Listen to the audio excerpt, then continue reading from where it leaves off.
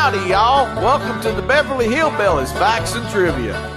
Y'all kick off your shoes and you set a spell, all right? Now here's your host for the show, the old Kentucky boy himself, Mr. Bob Snap.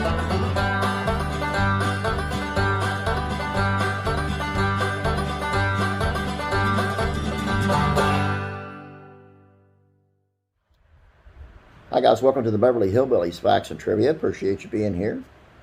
Today's video is one that I know I ask you to share these out all the time, but I mean this more than most. This is one of the coolest things I've ever done on any video channel. Just really cool.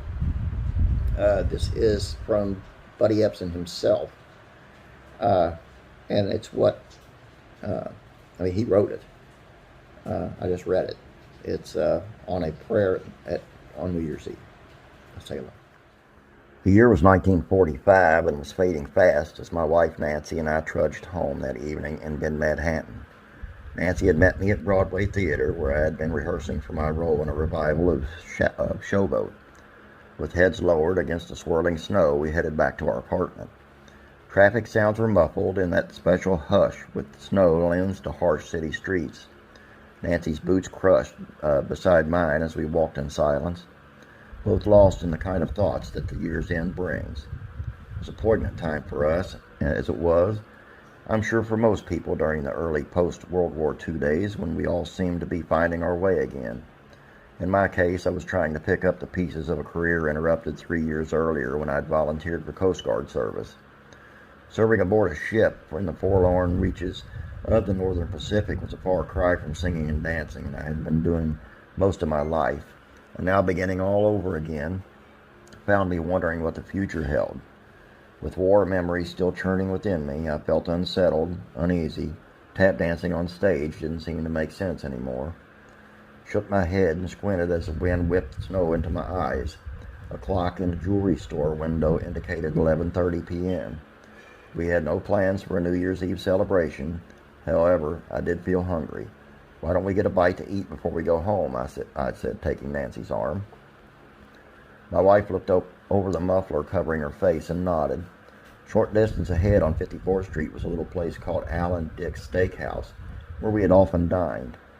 We quickened our steps, so when we reached the restaurant door, it was locked.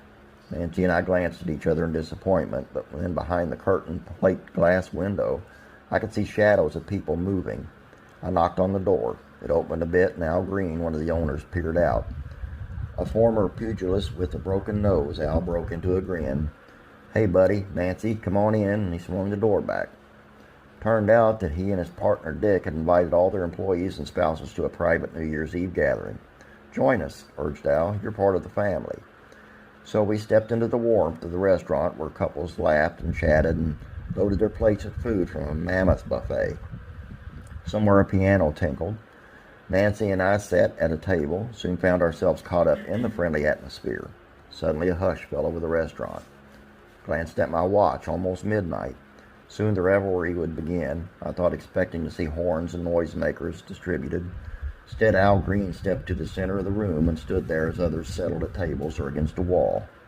"It's tradition," whispered one of his waiters, leaning over to us. "Does this every New Year's Eve." As the big walls, clock's hands lifted straight up, Al began to sing without accompaniment. I was surprised by his rich, resonant voice. It didn't seem to go with his cauliflower ear and broken nose. "Our Father, which art in heaven," he sang, "hallowed be thy name." I was transfixed. Al, a Jew, was singing to the Father of us all. "Thy kingdom come," he sang. I was taken back to the little white frame church in Belleville, Illinois, where I first learned his prayer. "Thy will be done, as it is in heaven.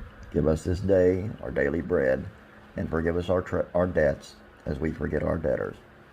In a rush, my thoughts turned back to growing up days in Orlando, Florida, to the dancing school my father ran, to our minister telling me after a school play that I must go into show business, to my sister Velma and me whirling to Tea for Two, dancing our way across the country in shows and movies, in those innocent seeming years before the world was torn apart. And lead us not into temptation, but deliver us from evil. Peace, dear Lord, I silently prayed for the consolation of all nations. For thine is the kingdom and the power and the glory forever. Al's voice rose powerfully. His words rang with conviction, and then as the last firm note drifted away, Al lowered his head and sang the last word as a benediction. Amen. Tears streamed down my face. Without taking my eyes off Al Green, I said to Nancy, never let me lose faith in God, in myself, or in people. From outside, I could hear the noise of a city gone wild with celebration, but inside the restaurant there was a deep silence. It lasted only a moment in which I seemed to hear the noise and I feel the confusion of the past 3 years. And then as I came back to the present, back to the restaurant on 54th Street, New York City, the war seemed to fade. I felt calm, reassured. I felt God's serenity. When it was time for us to leave, Nancy and I put on our coats, and amid hearty good wishes from Al, Dick, and our family, we walked out to the street. The snow had stopped. Everything was still, frosted with neon iridescence. Tall buildings soared above us like church spires. The stars were like tiny sapphires, twinkling in a deep blue. Happy New Year, I said to my wife. Yes, Happy New Year, she said in reply as we stepped out confidently into a new year and a new world and a new beginning. Buddy Ebsen, without a doubt, has got to be one of the most all-around talents ever seen. Man could write, man. And even more so, this tells you a lot about the man. I just enjoyed this so much.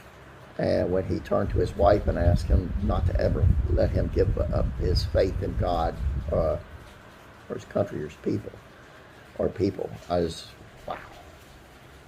Like I said earlier,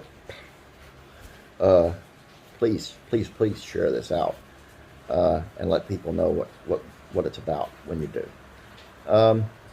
Please don't forget about classic rock and country music. Facts and trivia. Today's is on Johnny Cash, and I guarantee you there's some stuff in there you could not know. You don't know. Unless you're a Johnny Cash historian, no way you can know. And it will, another one that'll blow your mind. So make sure you go over there. Links in the description below. If you need help getting there, let me know in the comments, and I'll shoot the link to you. No big deal. But when you're over there, please subscribe. Thank you. And don't forget to have a great day. God bless. I'll be praying for you.